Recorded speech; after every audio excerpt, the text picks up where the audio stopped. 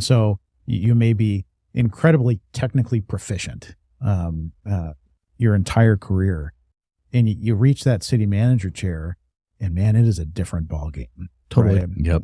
It is a different skill set. It's 180 different. Yeah. And it's not based on, you're not a technocrat. No.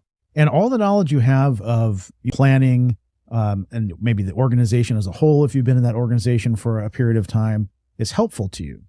But there's an entirely different side to the job that is foreign to most people until they do it.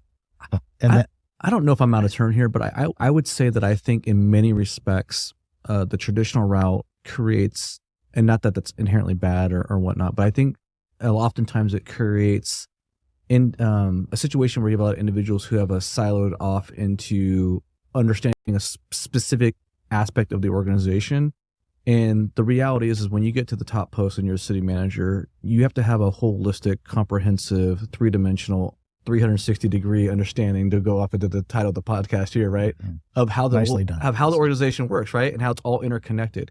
And not only that, I think what happens too often, as somebody who took the non-traditional route, who used to work for elected officials and what have you, is I do think there is a fundamental lack of understanding often within our colleagues, our peers, when it comes to understanding the political machinations and dynamics at work, not only internally within the organization, less so, but more so outside the organization and all the different stakeholder groups, and how that can impact the decision-making process.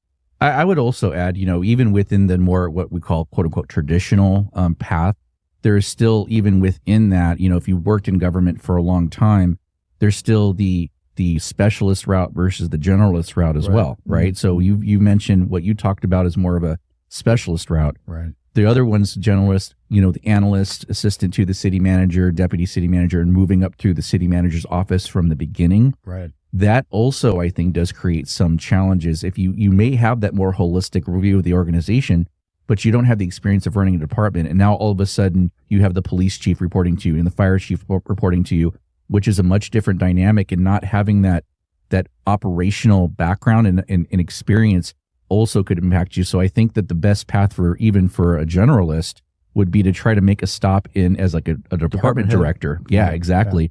Before you get into that chair, because that experience is very valuable. And I've seen where it has, kind of tripped up some city managers in the past.